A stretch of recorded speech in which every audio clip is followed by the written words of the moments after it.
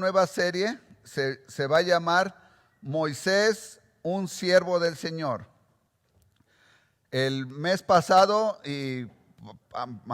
las últimas sermones, no sé cuántos fueron, estuvimos predicando acerca de Elías, ¿verdad? El profeta Elías.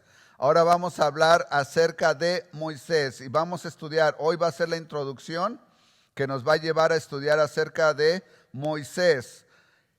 Es muy importante, hermanos, tal vez ustedes van a decir, hermano, pero esas historias son para los niños. Pero le quiero recordar una cosa, yo he notado algo, sobre todo en la comunidad anglo, que algunos se convirtieron a Cristo ya adultos y no tuvieron la oportunidad de ir a la escuela dominical, como algunos de nosotros tuvimos la oportunidad de crecer en la iglesia e ir a nuestra escuela dominical donde nos platicaban de Moisés, nos platicaron de Sansón, nos platicaron de todos estos héroes. Entonces los hermanos adultos a veces nosotros, los que predicamos, damos por hecho que los hermanos ya conocen esas historias. Pero la verdad de las cosas es que no. Luego cuando pregunto, por ejemplo, en la escuela dominical, hermanos, ustedes saben, por ejemplo, cuando Moisés, y se quedan los hermanos así como que, ¿de qué me está hablando, hermano? Saben que Cristo los salvó, están muy contentos por eso, han estudiado el plan de salvación, pero no saben, no conocen toda la Biblia.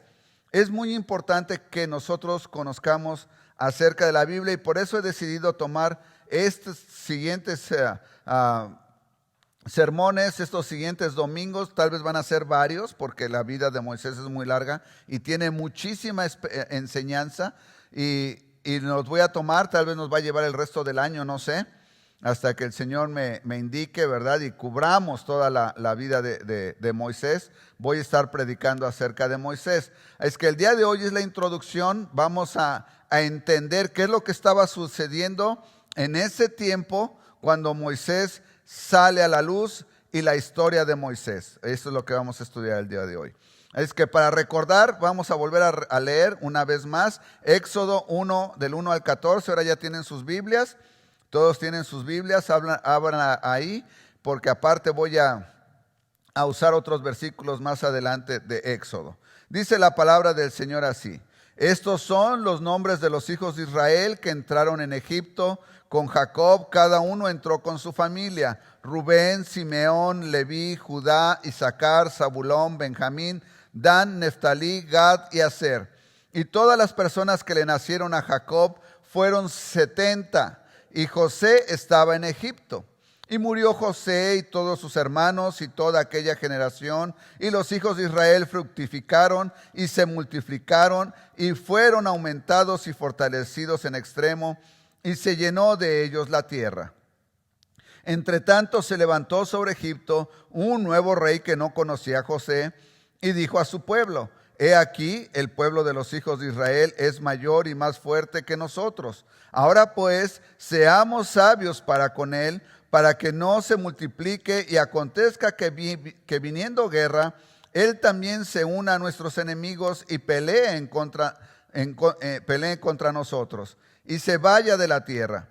Entonces pusieron sobre ellos comisarios de tributos que los molestasen con sus cargas y edificaron para Faraón las ciudades de almacenaje, Pitón y Ramesés. Pero cuanto más los oprimían, tanto más se multiplicaban y crecían.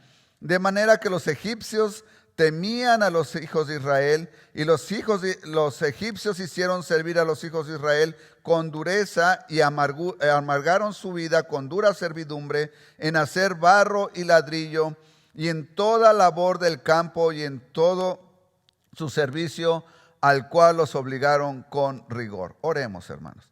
Gracias te damos, Señor, nuevamente por esta lectura bíblica que tú nos das. Gracias, Padre, porque esta es historia, Señor. No solamente es algo que una ficción, sino es historia, es algo que sucedió. Y tú nos enseñas a través de ella. Te suplico, Padre, que pongas nuestra mente concentrada en tu palabra, concentrada en escuchar el mensaje que tú tienes para cada uno de nosotros. El mensaje que tú tienes para cada uno de nosotros puede ser diferente, Señor.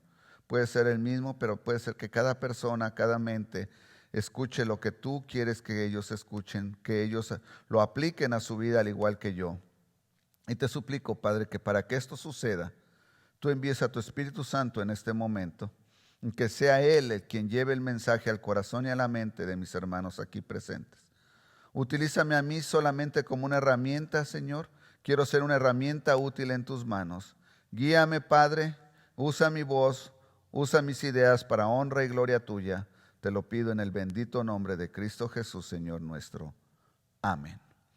Es que, mis hermanos, para poder entender la vida de Moisés, tenemos que entender su pasado.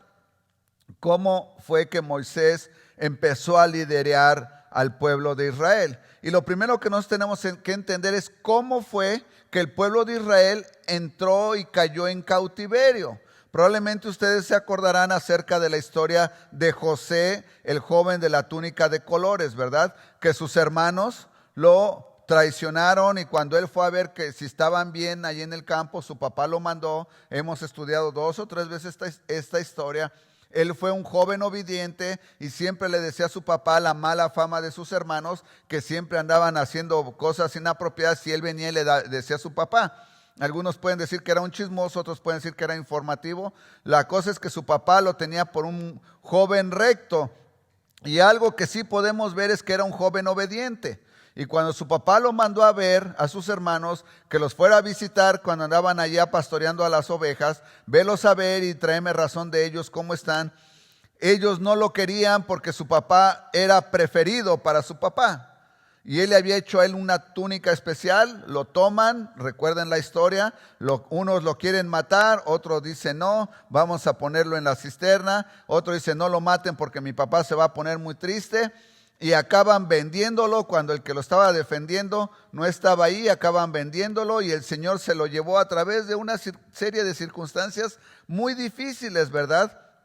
Porque fue esclavo. Nosotros hemos dicho que a ninguno de nosotros nos gustaría que nos vendieran como esclavos. No creo que el trato sería bueno. Después cayó en la prisión y anduvo sufriendo de lugar en lugar. Al final hubo una gran hambre en Egipto. ¿Por qué? Recuerdan que José le reveló al faraón sus sueños. El faraón soñó, mandan a traer a José, porque se acuerdan ahí el panadero y el panadero había muerto, el copero, que José le había adivinado sus sueños, le había, no se dice adivinado, se dice que le dio a conocer lo que significaban sus sueños, ¿verdad? Y cuando el copero se va, le promete a José que va a hablar por él y se le olvida completamente hasta que el rey tiene estos sueños. Se recuerden de las vacas gordas y las vacas flacas, y de aquellas espigas también, unas muy verdes y bonitas y otras feas, que unas se comen a otras. Las vacas flacas se comen a las gordas, las espigas feas se comen a las espigas bonitas, y entonces mandan a traer a todos y nadie tiene, y los van a mandar matar porque no pueden interpretar, eso así se dice, interpretar el sueño del faraón. Ahora tomen en cuenta una cosa, hermanos. En la Biblia no nos dice cómo se llamaba el faraón. Simplemente Dios le dice es un faraón. Faraón quería decir rey, el líder. Dice, no nos dice. ¿Por qué? Porque recuerden que para Dios algunas veces no es importante los nombres. Lo vimos en el último estudio que tuvimos cuando estuvieron aquellos profetas hablando al rey Acab. Recuerdan, se presentó dos profetas después de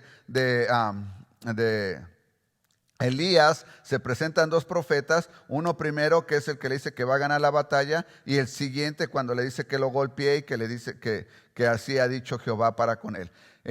Dios no nos da a conocer los nombres. No, para Dios no es importante siempre los nombres. Es que ustedes van a encontrar en algunas veces en el mundo personas que quieren ser famosas. Dice, yo quiero ser youtuber. Ahora es la fama. Creo que todo el mundo quiere ser youtuber y tener millones de seguidores. Y algunas veces es porque YouTube les paga dinero porque sus videos los vean, porque ellos ponen comerciales ahí. En otras ocasiones nada más quieren ser porque quieren ser famosos. Alguien me comentaba que aquí en Pleno, creo que de Pleno salió un muchacho que era youtuber y que había hecho, tocaba música, creo era. Bueno, es lo que yo sabía. Buscaban ser famosos. Para Dios no es importante la fama. Para Dios no busca que nosotros seamos famosos. Dios lo que quiere es que seamos fieles a su palabra. Y es lo que José hizo. José fue fiel a la palabra del Señor.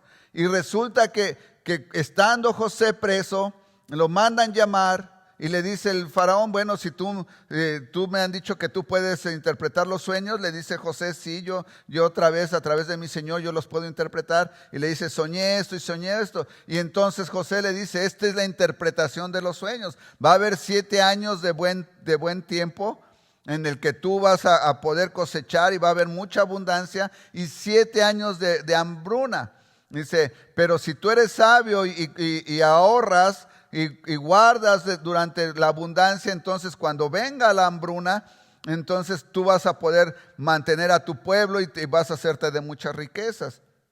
Y el faraón le gusta lo que ve de José. Recuerdan para esto que José, dice la Biblia algo muy específico de José, que José todo lo que hacía era ¿qué? Bendecido por el Señor. Todo lo que hacía José era bendecido por el Señor. Y entonces José va a ser el segundo, le dan un anillo con el poder del faraón, y él viene a ser el segundo, el vicepresidente, por así decirlo. El vicefaraón estaba segundo a cargo después de faraón y organizaba todo esto. Y cuando la hambruna viene,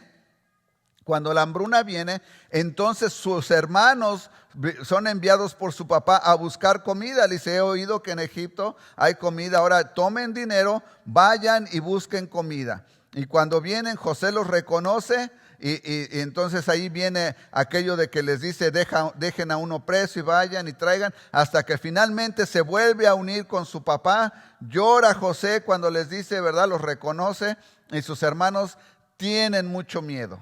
Tienen mucho miedo porque dicen, ahora que mi papá murió, cuando muere el papá de José, dice, me van a matar. Para esto José trajo a sus hermanos y a todas sus familias a Egipto. Un dato muy importante que yo acabo de aprender hace poquito estudiando esto, es que dice la historia que cuando Faraón trajo a la gente de José, a la familia de José, los trajo como invitados. No venían como esclavos. No venían como trabajadores, fíjense bien, y los puso en un lugar de Egipto que era muy bonito. Sacan las fotografías, estaban enseñando ahorita cómo es, el lugar actual cómo es, y es un lugar verde. Tiene pastos altos, tiene agua, y ahí fue donde puso a las familias de la familia de José.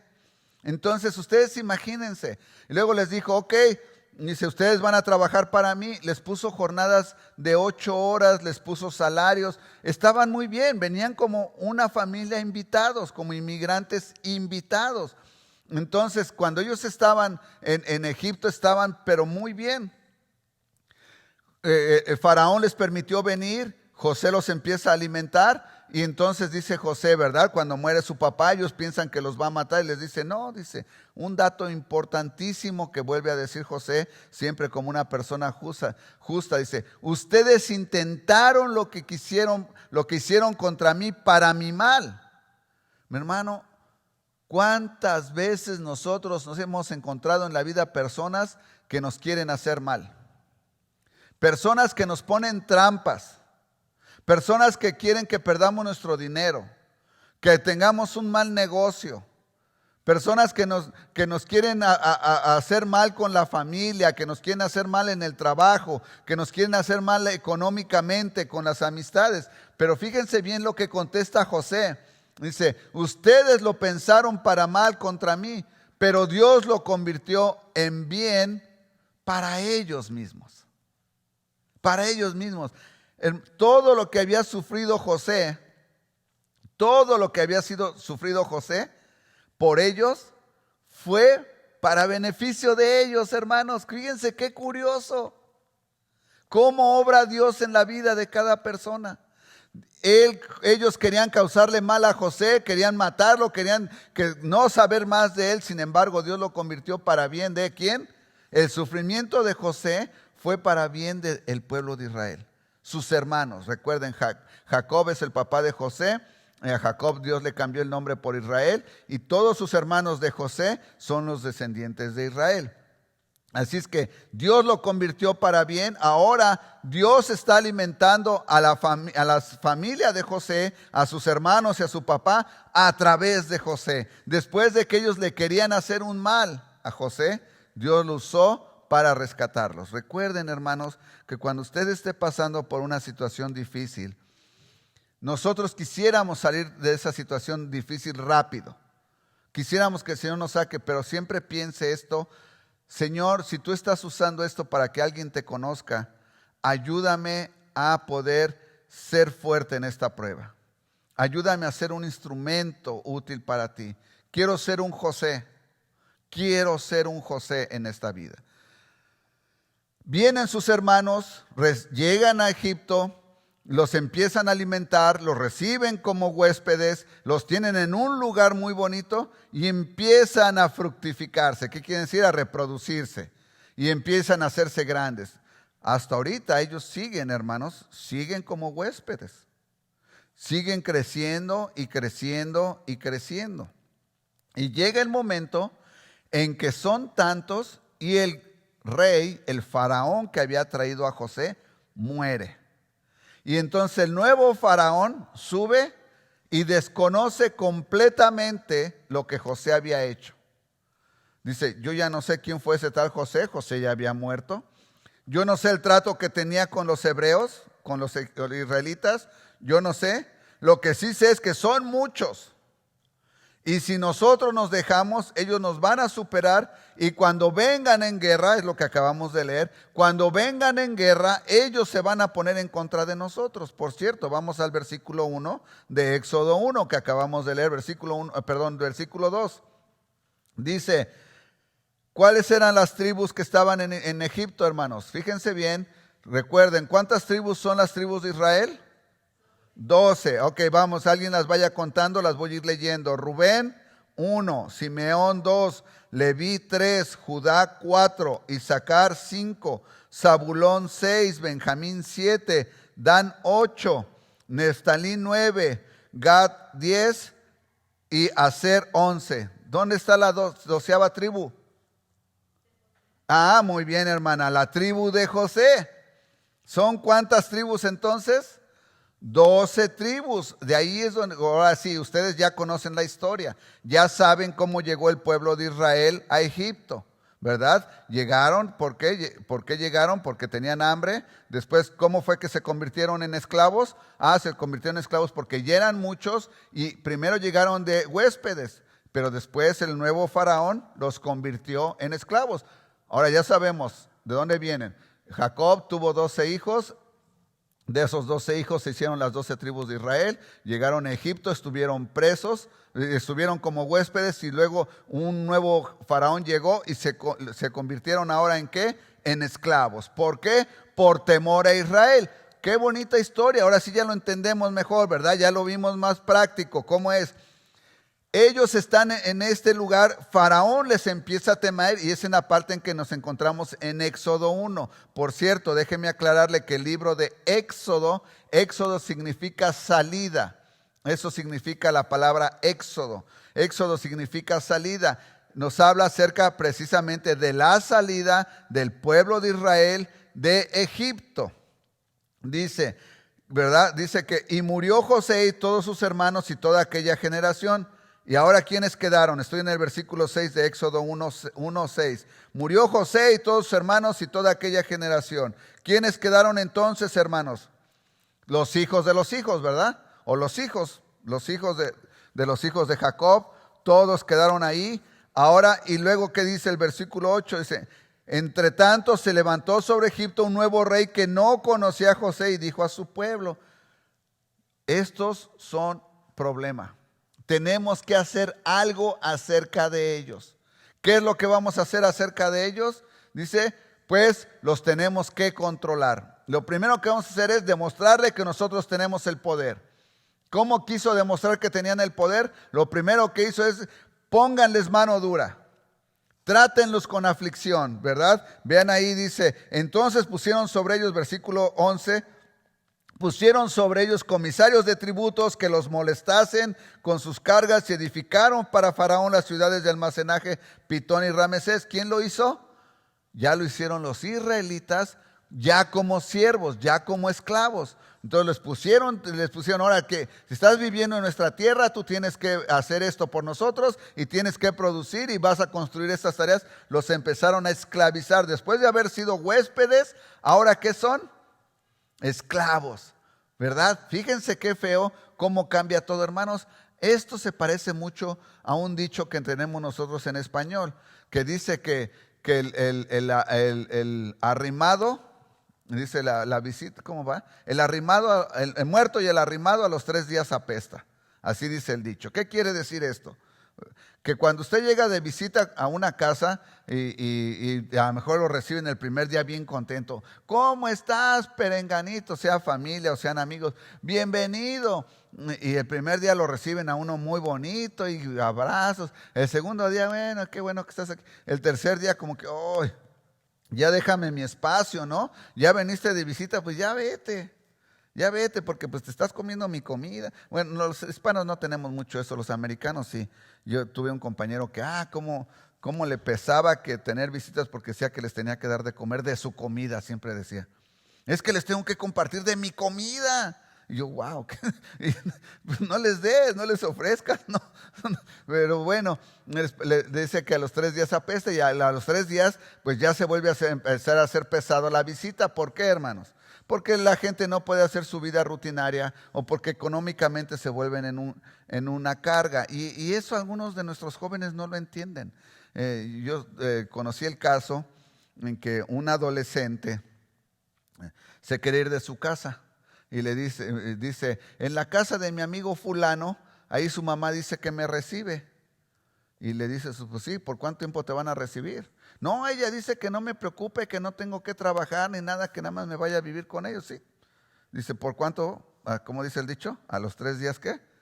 Apesta. Pues, se movió el muchacho ahí, se salió de su casa enojado, se fue con la familia de este otro amigo y no exactamente, hermano, no fue a los 3 días, pero sí 1 semana, 2 semanas, la señora ya le empezó a decir, oye, mijo, como que tienes que trabajar. Porque tienes que entrarle aquí, yo pago biles, yo pago comida, yo pago luz. Y no, pero ¿en dónde? Y estoy yendo a la high school y ¿cómo voy a pagar?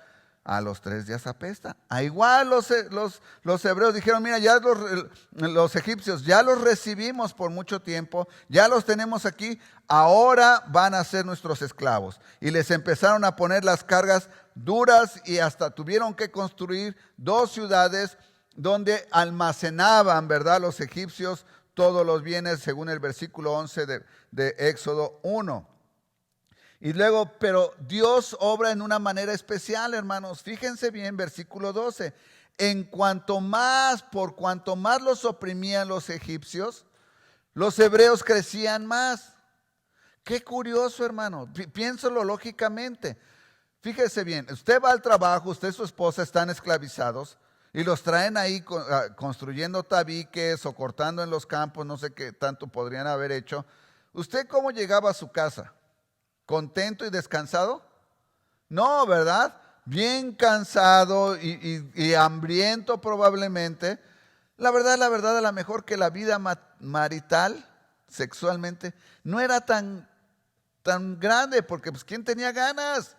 Estaban bien cansados de estar trabajando, no.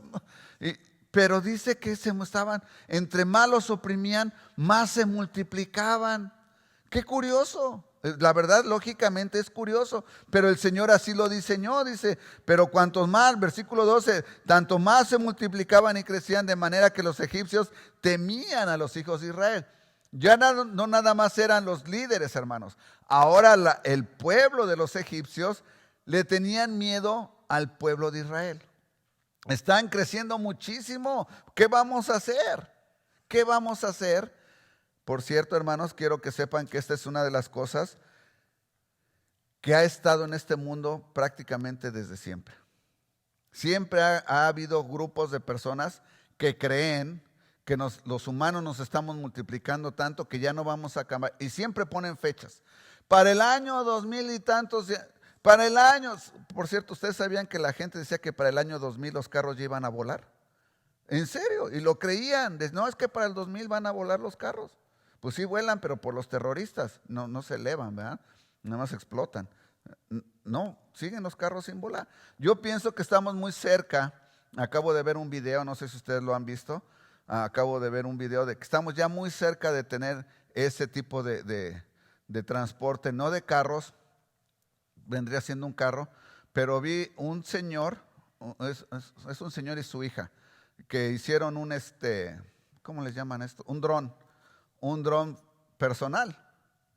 Y se sube el señor en el dron, es un dron grandote así, y con el control aquí se levanta y empieza a volar arriba él del dron.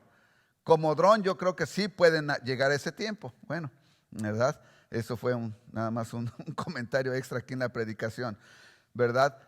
Entonces, ellos se seguían multiplicando más y más. Y les tenían miedo porque se estaban multiplicando y decían, y así fue como llegué aquí, que dice que la gente siempre ha pensado que el mundo se va a acabar porque nos estamos llenando mucho y que somos muchos. Hermanos, la gente, por eso algunos han llegado a proponer, no sé si ustedes vieron que yo puse un video por ahí en YouTube real, donde está una de las congresistas, estas que ha causado tanto revuelo ahorita en los medios, y se levanta una señora que la sigue y dice, somos muchos y este planeta se va a acabar, tenemos que empezar a comernos a los bebés. Y se levanta, se quita el suéter y trae una playera así que dice, tenemos que acabar con esto, tenemos que empezarnos a comer a los bebés. ¡Wow! ¡Wow! Ese es el extremo del extremo, pero déjenme decirles que es por una razón. Es el miedo causado por aquellos que constantemente nos están diciendo, esto está mal, esto está mal, esto está mal. Y la gente que lo está escuchando, cuando no tiene sus bases bíblicas, cuando no sabe a quién creer, se deja llevar por esas cosas. Y esta señora cayó en ese extremo. Decir, este mundo es lo peor. Lo mejor es acabar con los bebés. Y están acabando con los bebés. Están acabando con los bebés. Los egipcios, si ustedes ven, continuaron con esto de que eran muchos los israelitas y que tenían que terminar con ellos. Finalmente llega el versículo 15, por eso les dije que tenían que tener sus Biblias.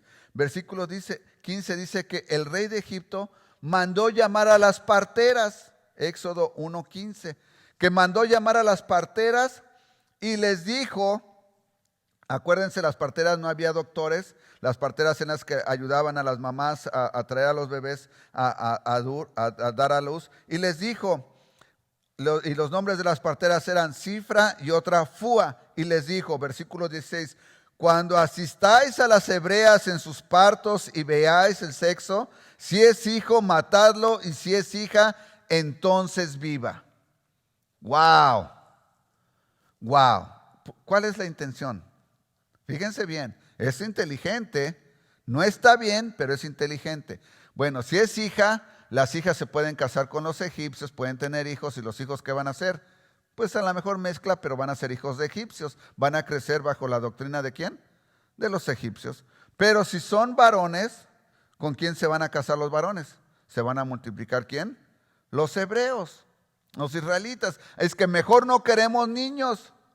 Si nace un niño, mátenlo. Pero si nace niña, mueran. Es exactamente como el país de China estuvo trabajando hace algunos años. Mataban a las niñas y dejaban vivir a los niños.